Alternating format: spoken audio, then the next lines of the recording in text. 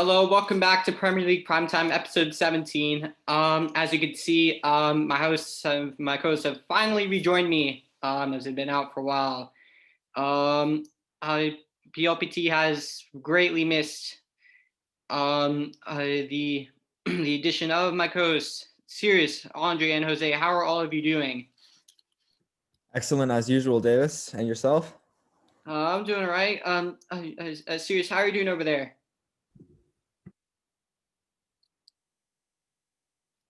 Lovely. I'll take it. I'll take his silence as a. I wish we kept Socrates and Ozil.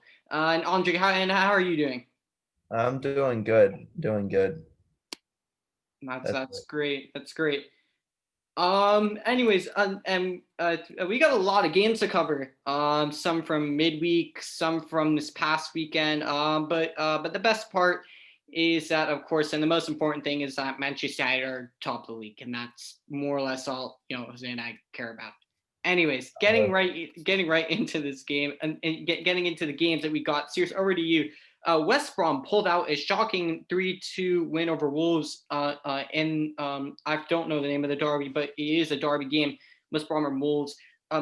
Two goals from Mateus Pereira from the spot, and again Semi Ajayi. Again, this guy, I swear, he's always scoring. He's always scoring in the big games. I don't know how he does it, but it's almost every time I've seen it. We've seen it against City, not seen it against Liverpool. And he's done it again here in the derby. And Fabio Silva scoring for his first goal from open play for Wolves, and Willy Bolly right before the end of the first half. What did you make of this interesting game? Yeah, it was a pretty interesting result. I think everyone knew that Wolves were kind of going to dominate possession, which they did. Wolves had almost 70% possession, had way more shots, but at the end of the day, West Brom won. Yeah, so Wolves are kind of missing Jimenez a lot, I've noticed lately. Fabio Silva, his first goal from open play, for how much they bought him for, it just hasn't been good enough. But I want to say probably the best player for West Brom was Kyle Bartley. He had a really good game. He bossed the defense, and that's what Big Sam wanted. So, yeah, overall, a great result for West Brom, my bad. Oh yeah, and that's something actually you pointed out too. So another unsung hero, Kyle Bartley. He was phenomenal, as you said. He absolutely bossed it for more or less all of the game. He really didn't have any problems. The goals conceded weren't really down to him. But he and Ajayi just had a very, very good game overall. Then they were absolutely massive in that 3-2 win. And looking at this now, and looking at the complexity of West Brom's season, maybe this is a true turning point. And maybe, West Brom will find themselves still in the Premier League by the end of the year. I still predict that they'll go down. I still think that regardless that they're just not good enough overall. But this is a huge result, a huge win, especially and it's a derby win too. So, it makes everything all more interesting. And he was moving to the next game, and Jose, over to you. West Ham got a gritty 1-0 win over Burnley. Mikel Antonio with a 9th-minute goal. What did you make of that game? Yeah, well, if there's one thing you want to do against Burnley is score early, because they're really normally Burnley, they just sit back, they sit really deep, and they hope for something close to the end to get them a result. But when you get the lead against Burnley, you want to keep it, and it makes them uncomfortable because they're not used to coming from behind, having to attack. So, well done from West Ham, and Mikel Antonio is in some good form at the moment as well. You should look out for him in fantasy, definitely. Yeah. Speaking of that, I did add him in my fantasy because Callum Wilson's is not doing it for me right now. And I swear, so help me, and Mikel Antonio all of a sudden just goes on a 5-6 goal scoring drought. So help me, I'm gonna lose my shit. I'm gonna be so pissed off. Anyways, into the next game, Andre, over to you. Brighton went to Ellen Road and Leeds, and Neil Mopai. He won it not at the end, but he won it early in the 17th minute. What did you make of that game?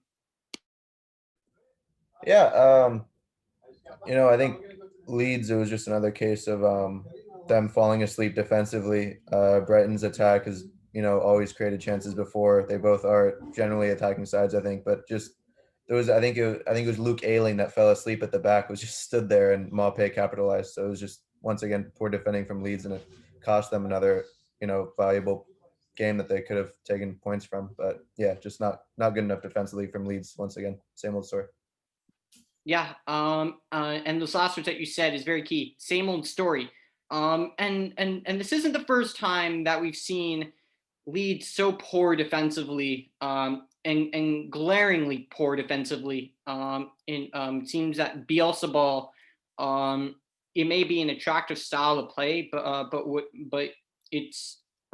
How many times do I have to say it? I've said it a million times in the past. It's literally the same problems that Manchester City always encountered in the past, especially last season, where they play this very attractive style of football, very possession based, and then they leave lots of gaping holes at the back.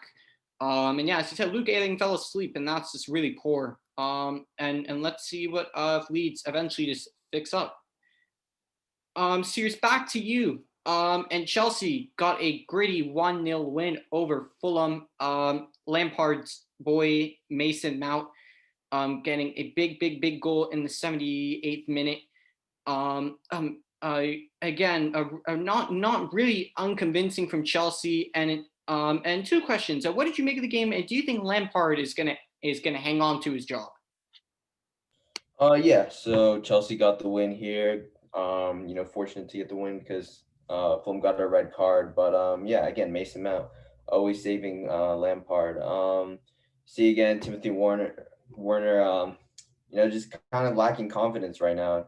Hard to adapt to a new league. I think maybe next season is kind of the telling season. That's what we say with a lot of people coming to the Premier League.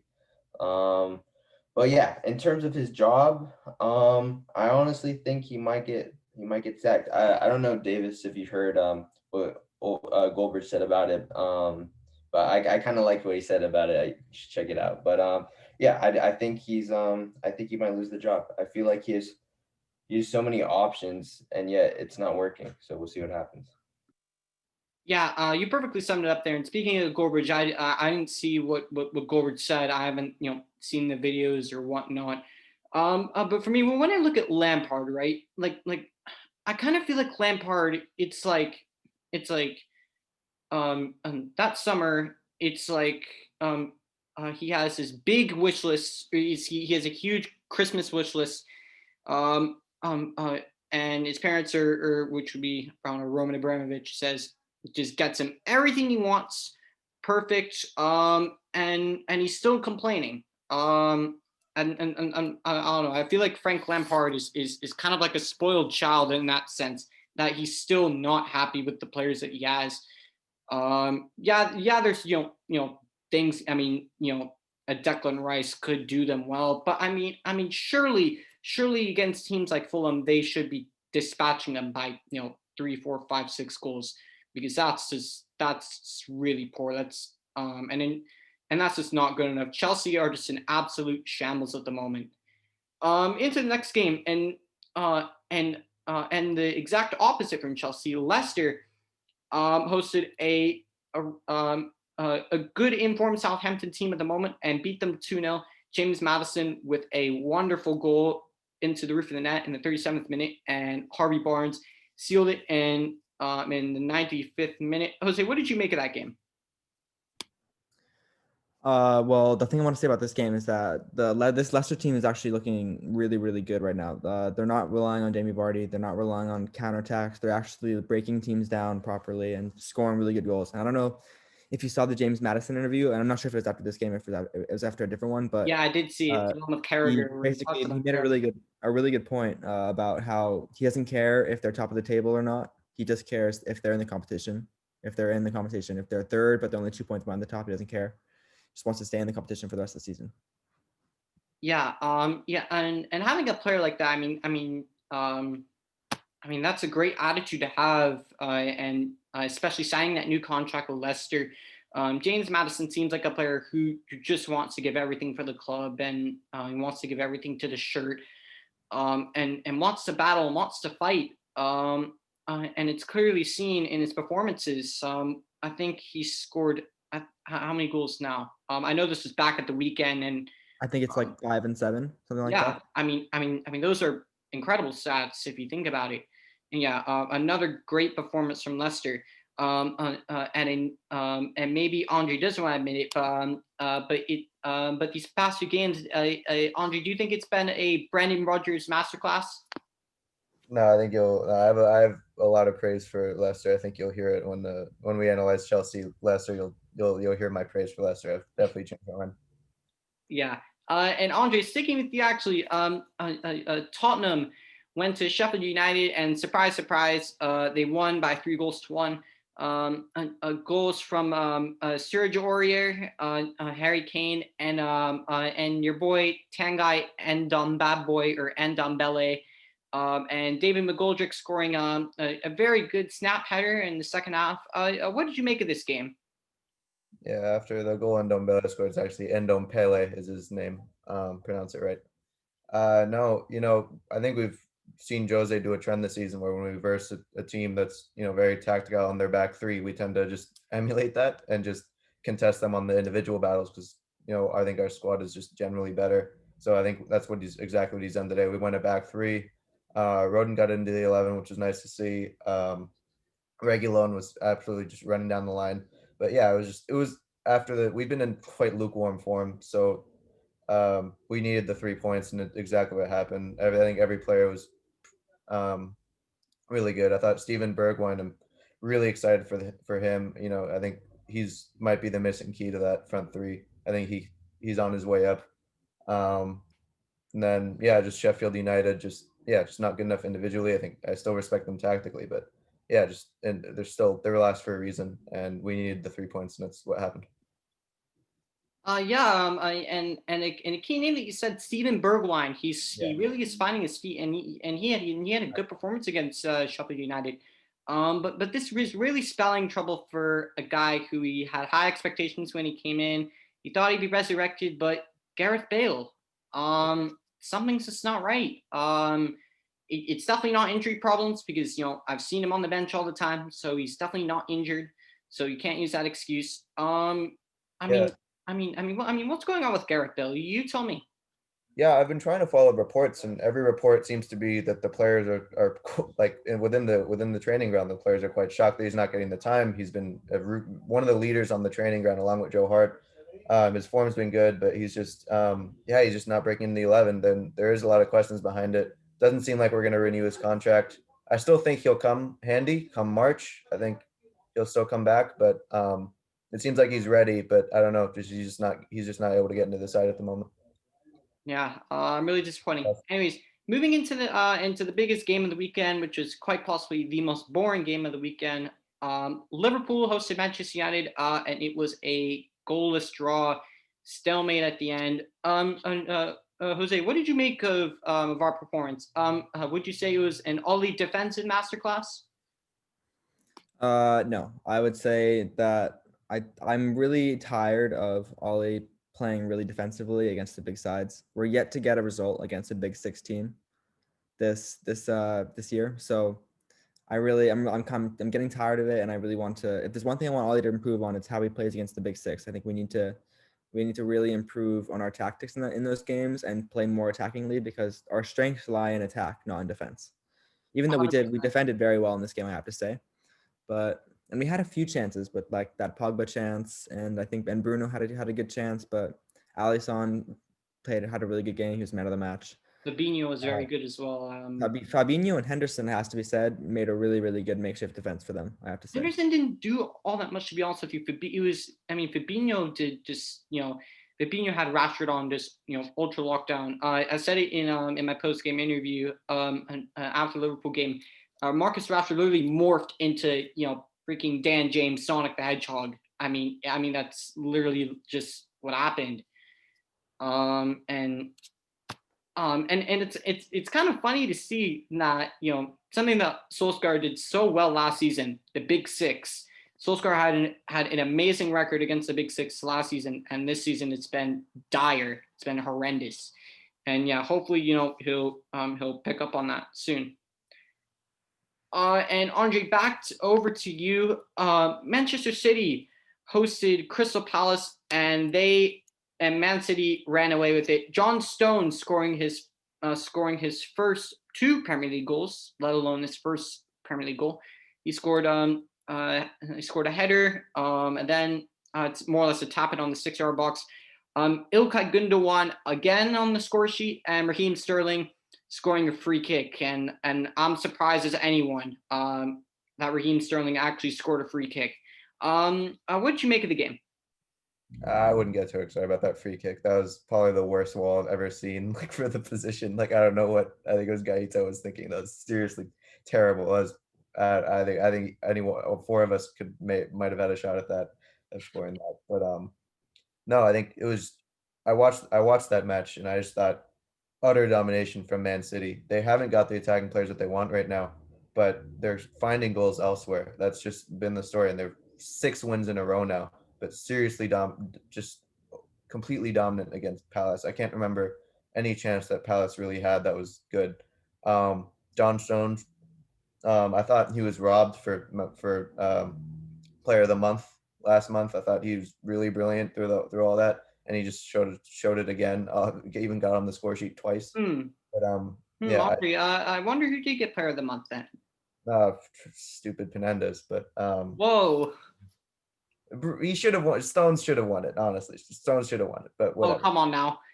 When did Stone? Okay, whatever. You know what? How many times did Bruno? When was Stones top of the league? How many times did he give up possession against Liverpool? He didn't he give up possession more times than he completed passes. Like you Wasn't can't the have Liverpool that. game in Like, January? He's good, but there's. But Bruno is literally always he's more or less isolated. Just he's more or less isolated. Almost by himself, and everybody just kind of looks at him to do everything. I mean, he can't. He is our Portuguese Magnifico, but he needs help.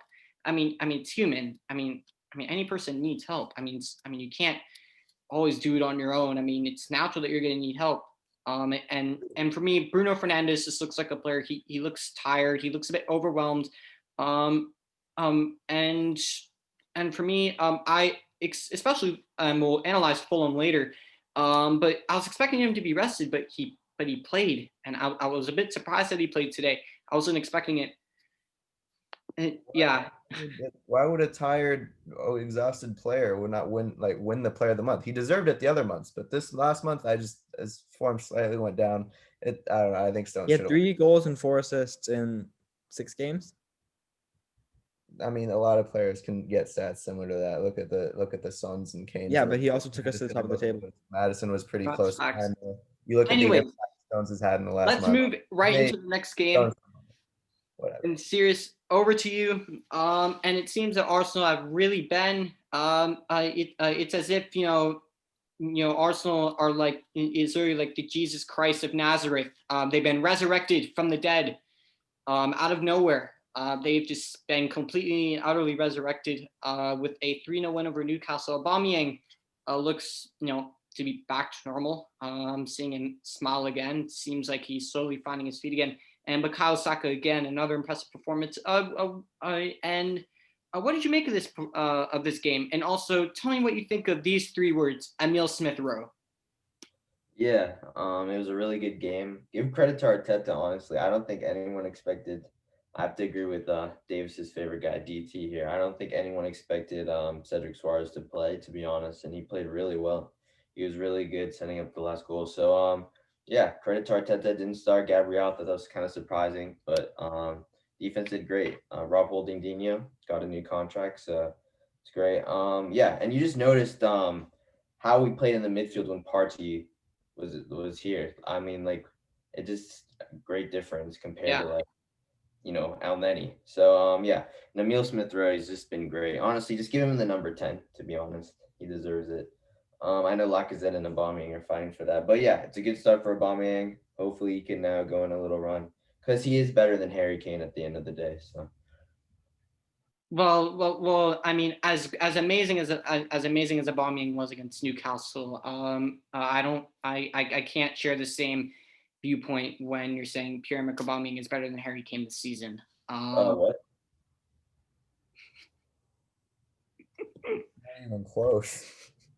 Isn't before this last match, Vinicius had more goals than Aubameyang. Like, what are you talking? Kane is his stats is no one even comes close. Bruno is he's even ahead of Bruno somehow. Whatever. Let's not even debate that. Yeah. Anyways, yeah. Instead, we'll go right into the next game, and Jose, over to you. And we go right into the midweek games. And West Brom.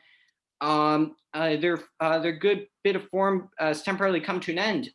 Jared Bowen scoring off of a set piece, or I think it was off of a cross. I think it was off of Kufal's cross.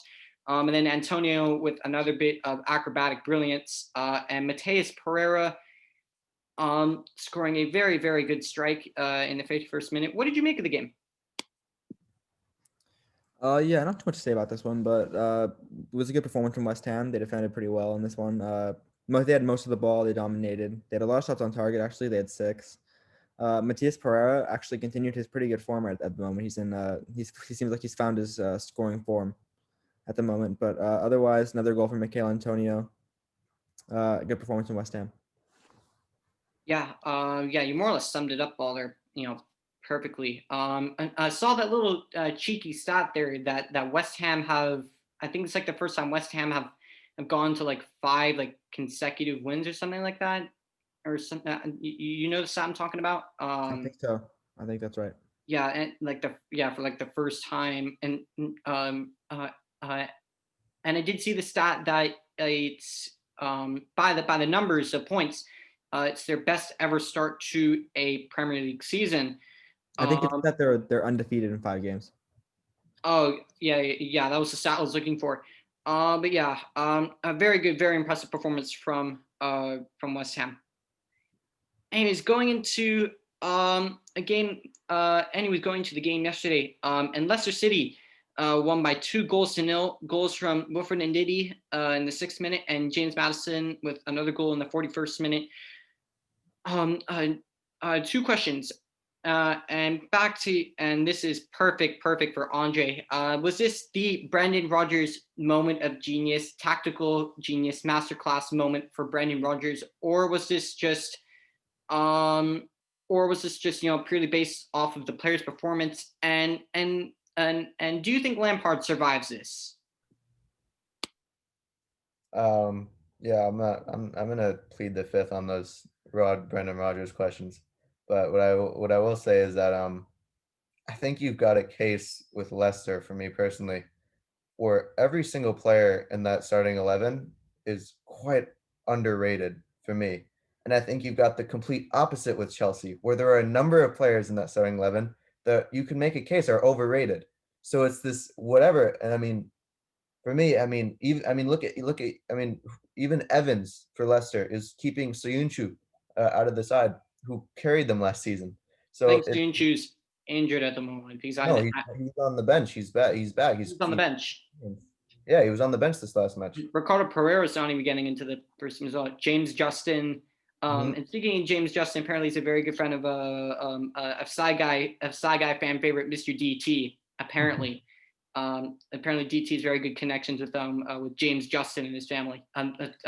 Just like a fun fact I wanted to throw out there. I thought that was kind of interesting and kind of funny to hear. No, that's funny, but you look at the depth right there with James Justin and Ricardo Pereira. Then you've got Timothy Castagne, who's absolutely brilliant against Chelsea in that last match. So for me, yeah, Leicester really underrated all around. The only area they've got, for me, they're absolutely title contenders. For me, James Maddison was right. Really, title contenders. Absolutely, for me, I think they've got. On their day, I think they can beat anyone. I think Maddison was spot on when he said they'll do their business in the background. They don't have much media pressure at the moment. We'll see if that changes. But yeah, the only thing that they've got is if Vardy's injured, then I don't think they've got a quality backup at all. Maybe you can make a case for Harvey Barnes not being good enough on the wing, but even then, he's been quite good. He's still got Uzi Perez on the bench. So for me, Leicester, I think they're a quality side. They've gotten results against big sides this season, and full respect to them. In terms of Chelsea and Lampard's in trouble. I remember at the beginning of the season when all the transfers, everybody said if they're not competing for title, that's insane. Everyone was saying that when Lampard first said they're 8th right now. That top 4 race is tight as hell. I don't think they're getting top 4 at all. I think Europa, I'm not even sure they'll get. So Lampard's definitely in trouble. I don't think it's incredibly his fault. But yeah, I think if I was the Chelsea board, I'd probably flip to getting Lampard out by now, but I'm really not sure. We'll see what happens. Yeah, Brilliant. you summed it up perfectly there. Yeah, and we'll just move right into the next game. And Cyrus, over to you. Manchester City left it late, and they scored 2 goals against Aston Villa, and they won by 2-0. Bernardo Silva in the 79th minute with a lovely goal. That was a brilliant goal. And then Ilkay Gundogan again, this time from the spot in the 90th minute. What did you make of the game? Yeah, and see the partnership of Stones and Diaz working again. They've been pretty good. But yeah, not much to say about it. Man City dominated possession, dominated shots. That was gonna happen. And correct me if I'm wrong, but I think they're 2 points away from Man U with 1 game in hand. If that's Yes. correct. So yeah, it's tight. It's tight everywhere. It's so tight that even Arsenal can win the league, to be honest. So yeah, we'll see what happens. Man City, a good performance, decent performance. Just got it done. So Yeah, I agreed with basically everything you said there, other than that bit where you said also win the league. I don't think even Ty is that optimistic, to be honest with you. As you know, as great it would be for us fans to see them win the league, this won't happen. And I think one could ask Ty if he thinks Arsenal won't win the league, and Ty would probably say no. And anyways, going into the last game that we got here, Fulham hosted Manchester United, and I got the early shivers down my spine when I saw Wan-Bissaka play Ademola Lookman onside, and he scored in the 5th minute. That really sent that really sent a lot of shivers down my spine. But then an aerial error gifted Cavani a goal, and the man who everybody just keeps on hating, Paul Pogba, again putting the work in, and he scored an absolute worldie with his left foot. Brilliant goal from Paul Pogba. Jose, what did you make of this win today? Yeah, I think we were a little lucky in this one. We didn't play that well. I wasn't too pleased with the attacking, especially. I think I do agree with that. We were wasteful. Martial and Shaw just didn't look on the same page today. Normally, I praise Martial even when he's not scoring his goals because I know that he does a lot for the team anyways. But today, Martial just looked a little off. Didn't really get on with Shaw very, very, very well in this one. Somehow you think that Pogba had a good game, but he didn't, unfortunately. He had a really, really good goal. I can agree with that. And I know you said people love to hate him, but I think we can all agree that Pogba's been in really good form recently. He's played some great games in the past few games, but today just wasn't at it. But he scored a great goal, so all is forgiven for me. Yeah, I definitely agree with everything you said. I mean, when it comes to Paul Pogba, for me, I don't think Paul Pogba was as good as he was against Villa, against Wolves, even against Liverpool. Because against Liverpool, he was put out of position, and that's just not where you get the best out of Paul Pogba. I think anybody would know that Paul Pogba doesn't give you width. Paul Pogba is not a winger. And Paul Pogba is not someone who has a lot of pace that's constantly going to be up and down the flanks. That's just not what he does. But I do have to say, you can't question his work ethic. He ran his bollocks into the ground today. Yeah, he had some bad giveaways. He definitely had some very, very dodgy giveaways. But him and Fred just looked very stuck in today. And I don't think it was. Look, I don't think it was a 10 out of 10 performance from Paul Pogba, but I think it was a decent enough performance, like a 6 out of 10. If you count the goal. Yeah, I'd give him a 6 as well. What did you say? Sorry, what was that, Andre? I didn't watch the game, but did you just say you can't question Paul Pogba's work ethic? In this game. Recently, you can't. Recently, he's been in this game and recently working very hard. You can. I didn't see the game, but all right. Anyways, and now we're gonna get right into the predictions. Tomorrow, Liverpool hosts Burnley, and we'll just get this out of the way. I think Liverpool will win this game. But the question is, how many goals? Is that kind of what all of you are thinking? Maybe. I think It won't I mean, be it an is easy win though, because we all know how Burnley play. But the question is how many goals, and if their front line is still toothless as they were last week or against us, or are they gonna, or will they find their form again? Who knows? That's the I don't know. I thing. mean, they're Liverpool are not in great form. Burnley gonna be frustrated coming off of the game against us. Definitely, I think they probably gonna defend. This could easily be a 0-0 in my opinion. Okay, fair enough. I still think Liverpool will get over the line just from the quality that they have, but it could be wrong. Cyrus, Andre, what are you two thinking? Yeah, I think Liverpool will get it over the line, but to say that that'll be goals galore, I think is just No. wrong because their front line has been quite abysmal, not just those last games, but just recently. I would say even in the match against us, just more than a month ago, even then the front line weren't that great. So yeah, they just I think if they can keep out Burnley, watch the set pieces, keep them out, get that form a counterattack together, they should be fine. They should get the 3 points. Cyrus, what are you saying? Yeah, I don't think it'll be easy by any sorts, but I think Liverpool will still win. Maybe like 1-0, 2-0. All right, fair enough. And the next game, we have Aston Villa against Newcastle on Saturday. And Newcastle have been absolutely dreadful. They have been shit. They are a shambles at the moment. Steve Bruce is, in my opinion, hanging on to that Newcastle job by a shoelace for me, in my opinion, because they have been absolutely dire. And for me, Aston Villa, I mean, they only lost by 2-0 against Manchester City, and they kept City out for about 80 minutes. Defensively, they were very, very sound. Yes, they still conceded chances, but Emi Martinez, again, at the rescue for Aston Villa. For me, I think Aston Villa are going to go and they're gonna slap Newcastle. I think they're just going to take care of business. To be honest with you, I really don't think Newcastle have a chance. What are the rest of you saying? Yeah, I could see a dominant performance from the Aston Villa, maybe a 2 or 3-0 in my opinion. Jack Grealish masterclass incoming. I'm sure Robbo would be very happy about Jack Grealish with another Jack Grealish masterclass. Andre Sears, do you share the same views?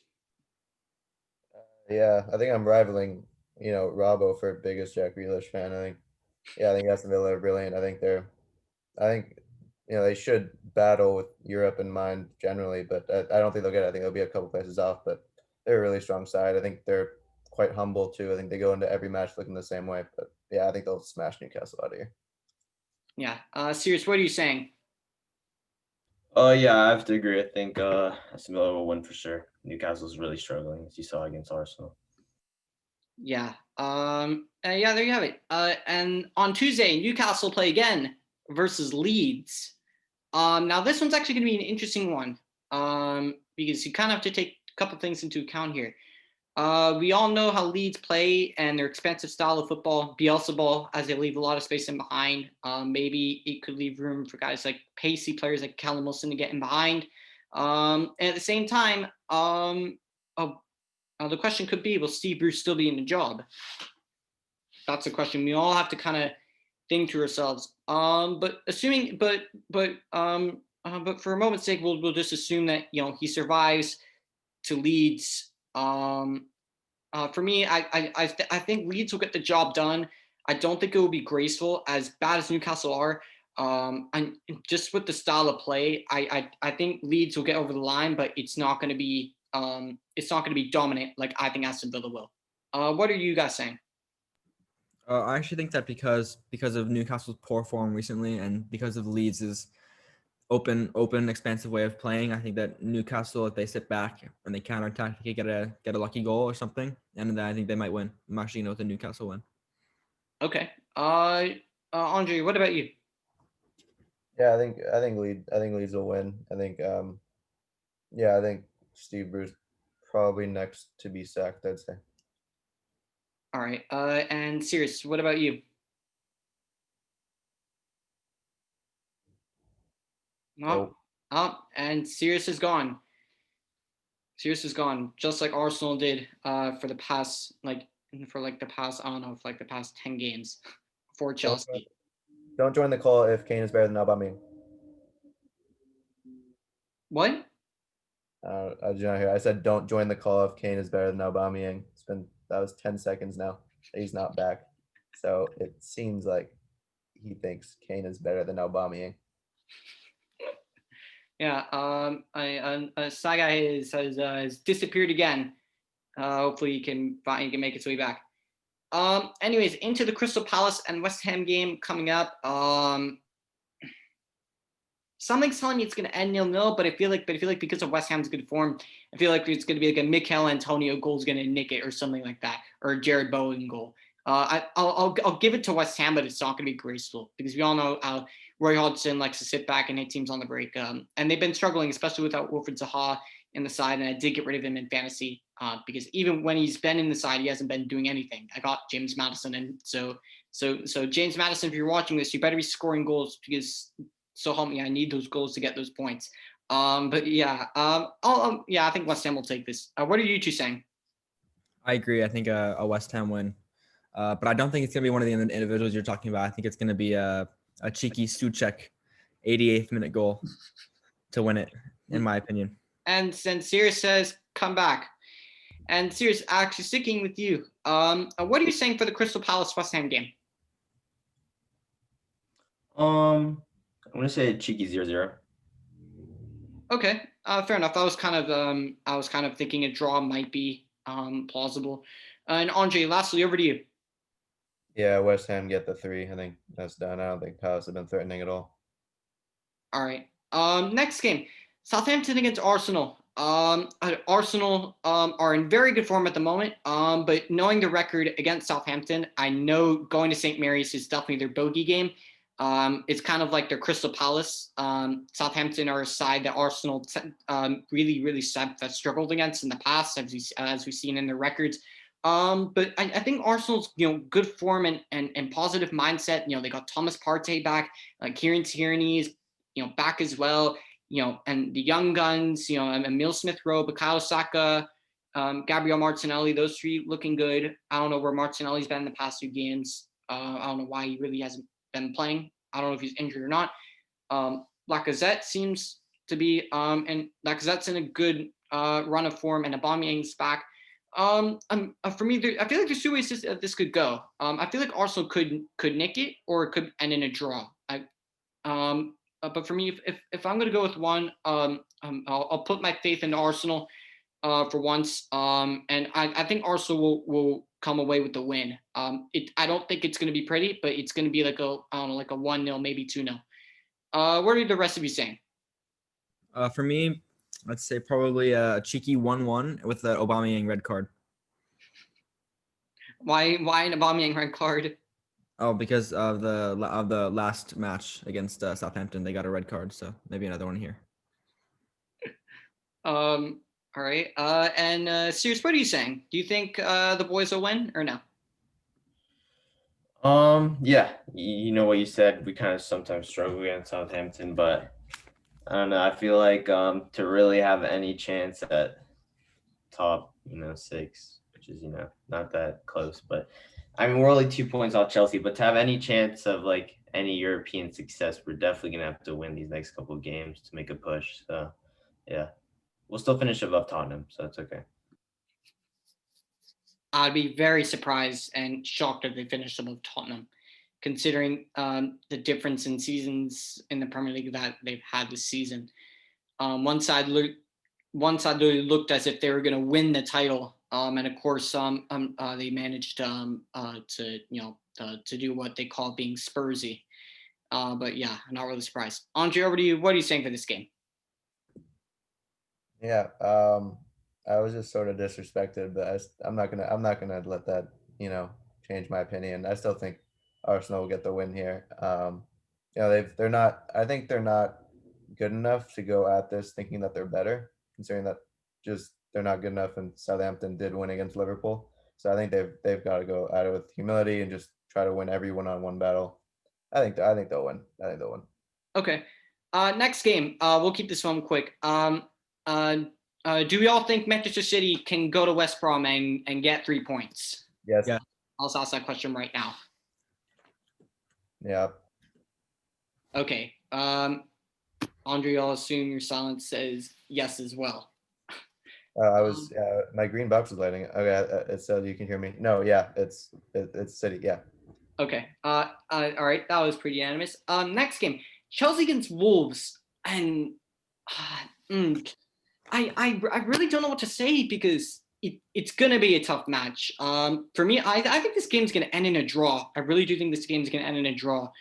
Wolves are gonna look to bounce back after losing somehow to freaking West Brom, which I have still no idea how they lost. Considering all the chances Wolves did have. I think this game's going to end in a draw. Yeah, I think these two sides will come to match each other in the end. What are the rest of you saying? I'm gonna go for a Chelsea win. I think that Chelsea, they haven't gotten a result in a few games now. They really need one. I think some of their players that they need to perform are gonna perform in this game. I think they'll get the win. Okay. Andre, Cyrus? Yeah, I think it has draw written all over it, but I think Wolves will get it. I think there's gonna be some crappy referee decisions that go against Chelsea, and that's gonna be their scapegoat for not getting the result. Yeah, I think Wolves will get the points. Okay. And lastly, Cyrus, over to you. What are you saying for this game? I actually think Chelsea's gonna win. I think Werner will score, but that's just me. All right. Into the next game, we have Burnley hosting Villa. I think Aston Villa will win this game. As we know, and as we've talked about now, like more than 4 times, as we know Burnley and as we know how they like to play, it's not going to be pretty. It's not going to be. It's not going to be like a sexy 4-0 win, anything like that. It's just going to be a matter of it's going to be probably a 1-0 moment of Jack Grealish brilliance, something like that. What are you lot saying? Yeah, I'd go with a Villa win as well. Oh yeah, Villa win. Okay. Sirius, what about you? Yeah, I think so as well. Okay. Brighton on the 27th hosts Fulham.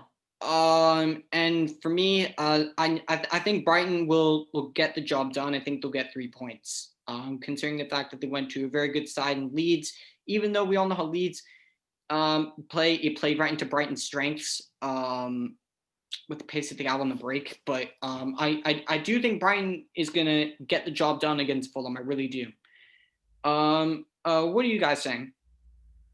I think the opposite. I think Fulham looked pretty good today against us. I think they'll be frustrated that they didn't get anything out of the game today against us, and I think that they'll exploit Brighton for pace definitely, and I think they'll get the win. Okay, Andre, Sirius, what are you two saying? I'm expecting a few goals in this match, but I think Brighton will edge it in the end. Brighton. Through Neil Maupay goal? Do you think Maupay will win it at the end? Probably. And Sirius, lastly, over to you. Yeah, one of my friends supports Brighton, Michael Sheehan. So yeah, we'll see. I think I want Brighton to win, to be honest. He kind of likes it because it's such a diverse team, so we'll go with them. Well, I didn't really ask for his predictions, but you know what? Yeah, but you liked it. So.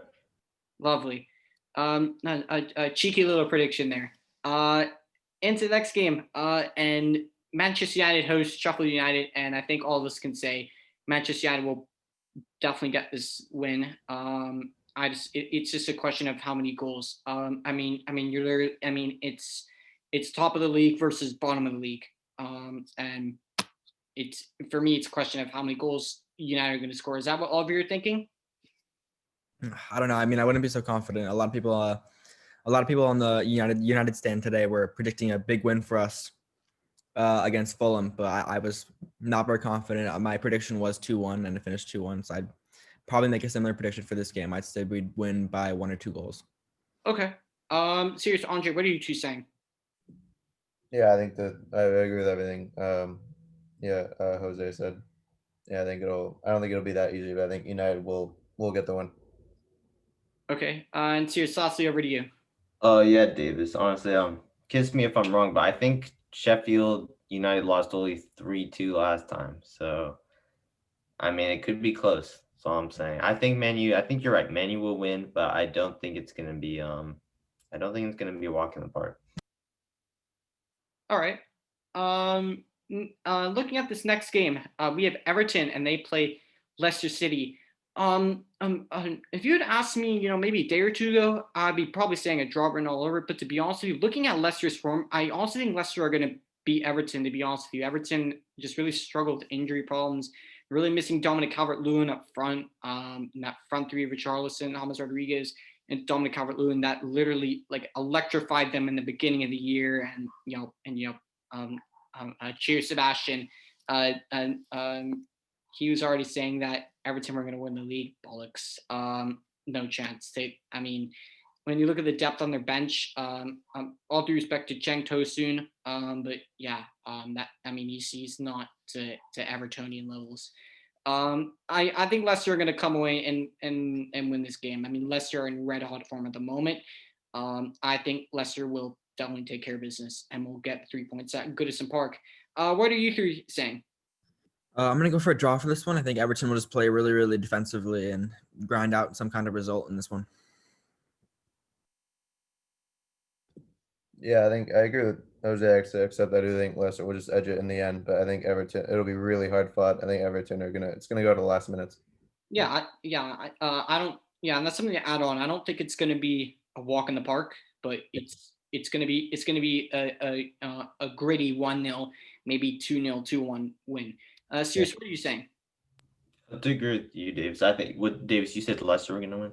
Yes. Okay, yeah, that's what I think as well. Everton had such a strong start to the season. Unfortunate with all those injuries that happened. So yeah, I'm gonna go with Leicester. I'm kind of rooting for them because I know, truthfully speaking, now that Arsenal can't win. But yeah, I want Leicester to win because yeah, my friend Scott Holland, that's his favorite team. So. And into the last game, Tottenham host Liverpool. And for me, this game just has a draw written all over it, to be honest with you. I know Jurgen Klopp nicked it at the end, and Jose Mourinho was complaining that the best team lost. But yeah, I think I already know what's going to happen in this game, and we can all kind of see this with our own eyes. Liverpool are going to take the front foot, and Tottenham are going to play defensive at the back. And they're going to try and hit Liverpool on the break. That's just what's going to happen. I think we all know that's going to happen. I think it's going to be a draw in the end. I don't think it will be anything different. What are the rest of you saying? I'm going to go with probably a Tottenham win. I think that my friend Aria and I were talking about this game the other day, and he said that, Mourinho would probably be pretty defensive in this game, but I think he'd probably counterattack and Son and Kane get some goals in this one. So I think that Tottenham win. I agree with Aria on that one. What are the rest of you saying? Yeah, I think I think if you couldn't break down Henderson and Fabinho, center mid and center backs, then I think we'll be able to do it. I think we'll be able to do it better than United. Our attack is better. So yeah, I think we have a real good shot at winning, but it could go either way. But I'm really confident going into the match. I think we'll win. Okay. And Cyrus, over to you. What are you saying? I'm gonna have to disagree with Andre and Arya. I feel like, to be honest, I feel like Liverpool are gonna win. I feel like they have enough power to. I feel like Ndombele he might score a cheeky own goal. I'm gonna go with a 1-0 Ndombele own goal. So. All right. Interesting insight there from the Side Guy Devon fan club. And yeah, there you have it from us. Well, if you enjoyed seeing us all back again, smash like on this video. If you want to see our platforms on Instagram and Spotify. If you want to see your platforms on Instagram and Spotify, links are in the description below. And wherever you're watching this in the world, have a great day / evening.